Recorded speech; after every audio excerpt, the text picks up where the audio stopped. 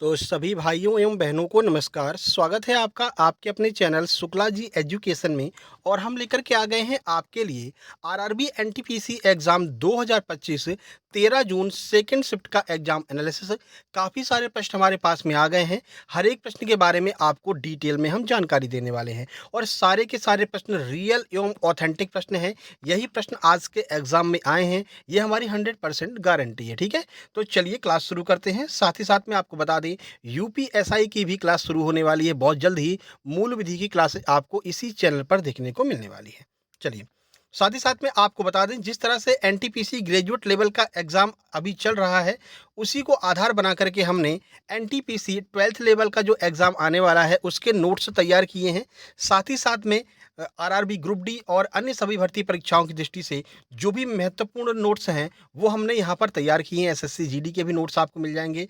इस तरह से आपको ये नोट्स देखने को मिलेंगे। आप ये हैंड रिटन बाकायदा नोट्स मंगवा सकते हैं। इसके लिए कुछ खास करना नहीं है।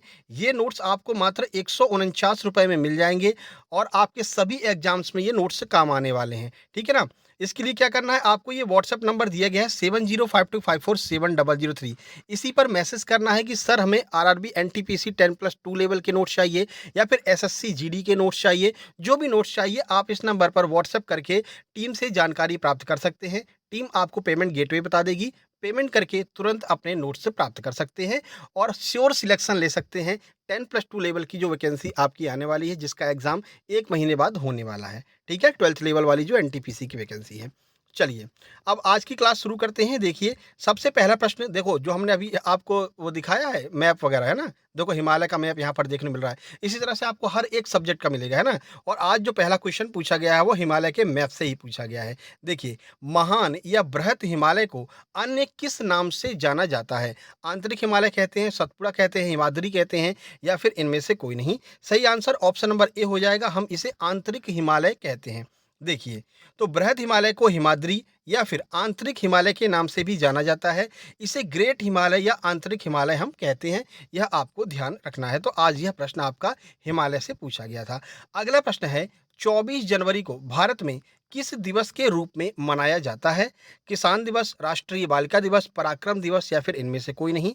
सही आंसर ऑप्शन नंबर बी हो जाएगा। राष्ट्रीय बालिका दिवस हम 24 जनवरी को मनाते हैं। बाकी राष्ट्रीय किसान दिवस हम 23 दिसंबर को मनाते हैं और राष्ट्रीय एग्रीकल्चर दिवस यानी कि खेती दिवस, कृषि दिवस हम 14 मार्च को मनाते हैं। साथ ही साथ में सुभाष चंद्र बोस जी, नेताजी की जो जयंती है, उसे हम पराक्रम दिवस के रूप में मनाते हैं। और आज फर्स्ट शिफ्ट में ये प्रश्न पूछा गया था, इसकी एग्जैक्ट डेट पूछी गई थी। तो जिन लोगों ने फर्स्ट शिफ्ट का एग्जाम एनालिसिस देखा है वो लोग कमेंट बॉक्स में कमेंट करेंगे कि किस डेट को हम पराक्रम दिवस मनाते हैं। बहुत सारे प्रश्न रिपीट हो रहे हैं, इसलिए आपसे कह रहे हैं सबसे पहले आपको चैनल को सब्सक्राइब कर लेना है, क्योंकि 100% ऑथेंटिक जो रियल प्रश्न है वही हम आपके लिए लेकर के आते हैं।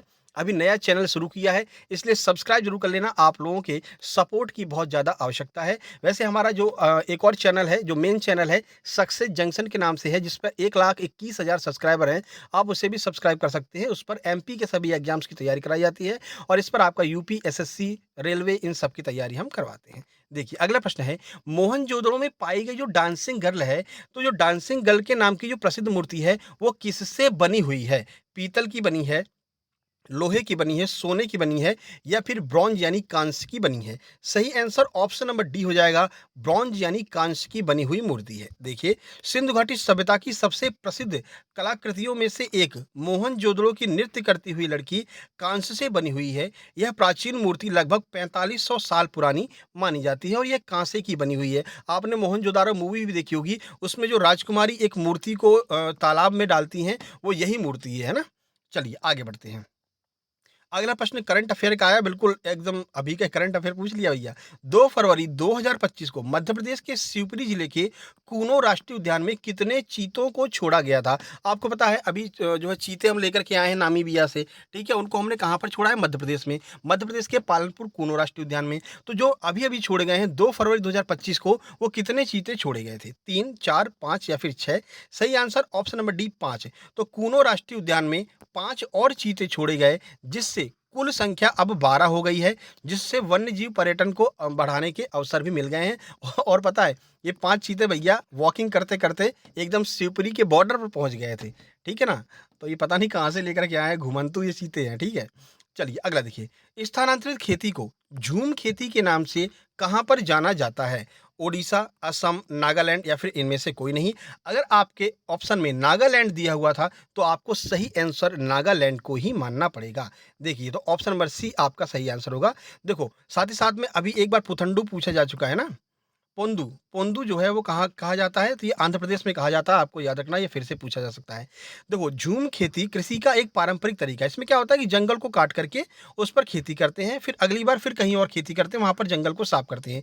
ये जनजाति लोग ऐसा काम करते हैं। तो भारत में झूम खेती मुख्य रूप से उत्तर-पूर्वी भारत में यानी नॉर्थ ईस्ट में आपको देखने को मिलेगी। जो वहाँ के स्वदेशी समुदाय के लोग होते हैं, उनके द्वारा ये खेती की जाती है। बेसिकली कहाँ पर होती है ये? तो अरुणाचल प्रदेश, नागालैंड, मिज़ोरम के आसपास के क्षेत्रों में की जाती है और नागालैंड आपके ऑप्शन में दिया गया था, तो नागालैंड ही इसका आंसर माना जाएगा। अगला देखिए, भारत का 2025 में मानव विकास सूचकांक में स्कोर कितना था? 0.645। तो इसका सही आंसर देख लेते हैं, ऑप्शन नंबर सी सही है, 0.685 2025 में बताया गया है। देखिए, तो मानव विकास रिपोर्ट 2025 के अनुसार भारत का मानव विकास सूचकांक स्कोर 0.685 था। यह 2025 में 0.676 था, लेकिन अब ये बढ़ा है, ठीक है? और मानव विकास जो रिपोर्ट है वो संयुक्त राष्ट्र विकास कार्यक्रम यानी कि यूएनडीपी के द्वारा जारी की जाती है। आगे आपसे ये पूछ सकते हैं भैया इस रिपोर्ट को जारी कौन करता है? तो यूएनडीपी जारी करता है और प्रतिवर्ष प्रकाशित करते हैं। 1990 से इसकी शुरुआत की गई थी। ये सारी फैक्ट आपको याद रखने हैं। अगला, निम्न में से कौन सा इनपुट और आउटपुट डिवाइस दोनों की तरह कार्य करता है? माउस नहीं भैया, ये तो इनपुट है। Track ball, touch screen, keyboard. तो इनपुट और आउटपुट दोनों की तरह जो है वो टच स्क्रीन काम करता है। टच स्क्रीन एक तरफ से आप कह सकते हैं जो कम्युनिकेशन डिवाइसेस होती हैं, ये आपकी इनपुट और आउटपुट दोनों की तरह कार्य करती हैं। देखिए, तो कम्युनिकेशन डिवाइस या फिर संचार उपकरण जो होते हैं, अगर ऑप्शन में संचार उपकरण दिया है तो वो भी आपका आंसर होगा।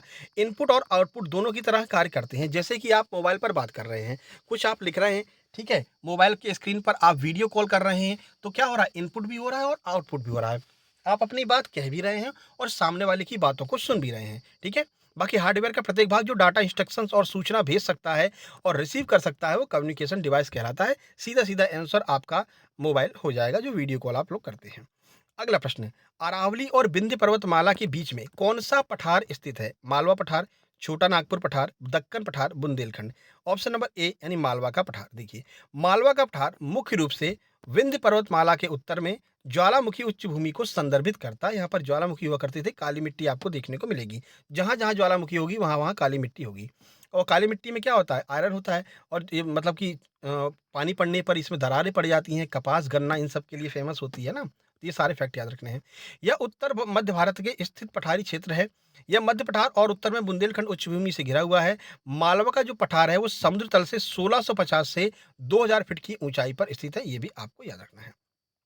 भारतीय सेना ने 15 जनवरी को कौन से क्रम का सेना दिवस मनाया है? 15 जनवरी को भारतीय सेना के द्वारा सेना दिवस मनाया जाता है। अभी तक सिंपल प्रश्न पूछते थे, भैया भारतीय सेना दिवस कब मनाते हैं? आप आंसर लगा देते थे 15 जनवरी। नहीं भैया, आप कठिन पूछेंगे।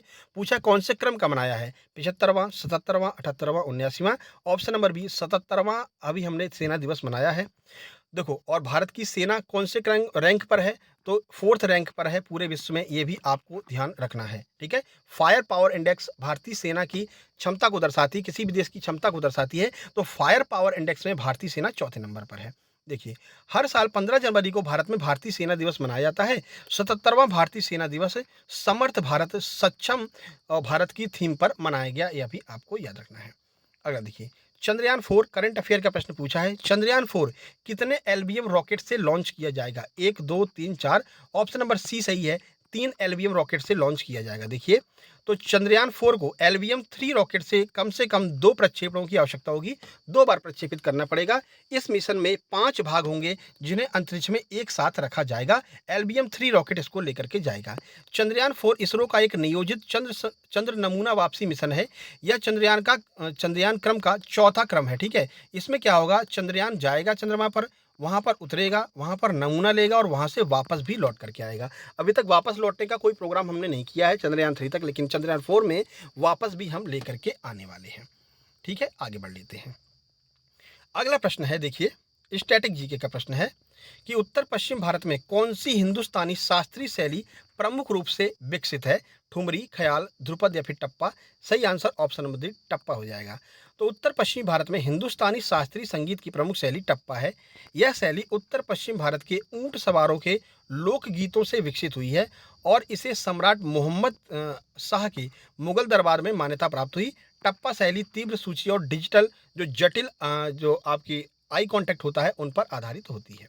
अगला प्रश्न, कंट्रोल प्लस टैब ये शॉर्टकट की का यूज क्यों किया जाता है? तो सही आंसर हो जाएगा कंट्रोल प्लस टैब शॉर्टकट की का प्रयोग मुख्य रूप से विंडो और अन्य ऑपरेटिंग सिस्टम में खुले हुए एप्लीकेशन या विंडो के बीच स्विच करने के लिए किया जाता है। यानी एक साथ में आप इस पर भी स्विच कर लो और अगला जो एप्लीकेशन खुला उस पर भी स्विच कर लो, और इसे हम टास्क स्विचर भी कहते हैं, कंट्रोल प्लस टैब को। अगला प्रश्न, लुसाई आंदोलन किस क्षेत्र में हुआ था? तो मिजोरम में लुसाई आंदोलन हुआ था। लुसाई मूवमेंट भारत के पूर्वोत्तर राज्य मिजोरम में हुआ था। यह क्षेत्र ऐतिहासिक रूप से लुसाई हिल्स के नाम से भी जाना जाता है। यह भी आपको ध्यान रखना है, यहाँ पर लुसाई हिल्स पाई जाती हैं, इसी के नाम पर इस आंदोलन का नाम रख दिया। राष्ट्रीय युवा दिवस कब मनाया जाता है? 2 दिवस आज पूछे थे, गर्ल्स दिवस मतलब कि गर्ल्स डे और युवा दिवस यूथ डे। 12 जनवरी को मनाते हैं। क्यों मनाते हैं आइए देख लेते हैं। राष्ट्रीय युवा दिवस 12 जनवरी को स्वामी विवेकानंद जी के जन्म दिवस पर मनाया जाता है। वर्ष 1984 में भारतीय सरकार ने पहली बार स्वामी विवेकानंद के जन्म दिवस को राष्ट्रीय युवा दिवस के रूप में मनाने की घोषणा की थी। अगला देखिए, सहकारी समिति का विषय निम्न में से किसके अंतर्गत आता है? कौन इस पर कानून बना सकता है? राज्य बना सकता है, स्टेट बना सकता है, दोनों बना सकते हैं। तो ये आपका राज्य सूची के अंतर्गत आता है। इस पर केंद्र सरकार कानून नहीं बनाती है। सहकारी समिति, देखिए सहकारी समिति का एक प्रश्न ऑलरेडी आपको याद होगा आ चुका है कि कौन से आर्टिकल में है, तो हमने आपको बताया था 43 बी में ये बताया गया है। तो सहकारी समिति का विषय भारतीय संविधान की 7वीं अनुसूची के अंतर्गत राज्य सूची में आता है और इस पर कानून बनाने का अधिकार पूरी तरह से राज्य विधानसभाओं के पास में सुरक्षित है। अगला, सहकारी समिति जो है आपके भारतीय संविधान के अनुच्छेद 43 बी में दी गई है। ये प्रश्न ऑलरेडी पूछा जा चुका है। ठीक है, चलिए भाई अगला प्रश्न, राष्ट्रकूटों ने मुख्य रूप से किस क्षेत्र पर शासन किया था? तो देखो राष्ट्रकूटों ने मुख्य रूप से दक्कन के क्षेत्र पर शासन किया, जो कि भारत के दक्षिणी हिस्से में स्थित है। उनका साम्राज्य कर्नाटक, महाराष्ट्र और आंध्र प्रदेश के भी कुछ हिस्सों में फैला हुआ था। दंती दुर्ग जो है वो राष्ट्रकूट साम्राज्य का संस्थापक था। आगे प्रश्न बनेगा कि राष्ट्रकूट संस्थापक कौन है? तो राष्ट्रकूट का संस्थापक दंती दुर्ग, ठीक है, जिसने अपनी राजधानी सोलापुर के निकट मान्य खेत को बनाया था। यह भी याद रखना है, पूछा जा सकता है। चार्टर एक्ट 1813 में क्या घोषणा की गई थी? चार्टर एक्ट से प्रश्न पूछा गया। तो चार्टर एक्ट 1813 में कई महत्वपूर्ण घोषणा की गई थी। यह अधिनियम ईस्ट इंडिया कंपनी के व्यापारिक एकाधिकार को समाप्त करने के लिए जाना जाता है। इसके अलावा इसने भारत में शिक्षा को बढ़ावा देने के लिए 1 लाख रुपए आवंटित किए, ईसाई मिशनरियों को भारत में प्रवेश करने, धर्म प्रचार करने की अनुमति दी और ब्रिटिश भारत पर क्राउन की संप्रभुता का दावा किया था। ये सारे कार्य 1813 चार्टर एक्ट में किए गए थे। तो इनमें से ही कोई आपके कार्य पूछे गए होंगे। लक्षद्वीप के किस भाग में सबसे कम जनसंख्या है? कौन से आइलैंड पर सबसे कम जनसंख्या है? तो लक्षद्वीप में सबसे कम जनसंख्या वाला जो भाग है, जो आइलैंड है, वो है जित्रा द्वीप। ठीक है, 2011 की जनगणना के अनुसार इसमें केवल 271 व्यक्ति रहते थे। ठीक है, 2011 में। अगला, राज्य में मंत्री परिषद के क्या कार्य होंगे? तो राज्य में मंत्री परिषद यानी कि काउंसिल ऑफ मिनिस्टर के कार्य मुख्य रूप से राज्य सरकार को संचालित करना, नीति निर्माण करना, कानून निर्माण करना, प्रशासन को प्रभावी ढंग से चलाने से संबंधित होते हैं। ये मुख्यमंत्री को सहायता और सलाह देकर सरकार के कामकाज को निर्देशित करता है। यानी जो वहाँ की मंत्रिपरिषद होती है वो लोग कानून बनाते हैं, कानून को पास करवाते हैं और मुख्यमंत्री की सहायता करते हैं। ठीक है, चलिए आप कौन से स्टेट के हैं, आपके मुख्यमंत्री कौन है, कमेंट बॉक्स में जरूर कमेंट कीजिएगा। ये हमारा व्हाट्सएप नंबर है जिस पर मैसेज करके आप लोग नोट्स प्राप्त कर सकते हैं किसी भी एग्जाम के। जल्द ही यूपीएसआई की क्लासेस शुरू होने वाली हैं। हमारा फेसबुक पेज है, इसको ज्वाइन कर लीजिएगा, सर्च करके सक्सेस जंक्शन के नाम से है। बाकी वीडियो को लाइक कर दीजिए और आपसे हाथ जोड़कर निवेदन है सब्सक्राइब जरूर कर देना भाई। नया चैनल हमने एसएससी रेलवे और एसएससी जीडी के लिए इन सब के लिए खोला है भैया, तो आपसे निवेदन है सब्सक्राइब जरूर कीजिएगा, लाइक कर दीजिए और शेयर कीजिए। आपके सपोर्ट की आवश्यकता है। आगे हम इसी तरह से नेक्स्ट शिफ्ट का एग्जाम एनालिसिस लेकर के आने वाले हैं। 100% रियल प्रश्न हम आपके लिए लेकर के आते हैं। इतनी मेहनत के लिए भैया एक सब्सक्राइब तो जरूर बनता है। तो मिलते हैं नेक्स्ट वीडियो में, तब तक के लिए नमस्कार, धन्यवाद।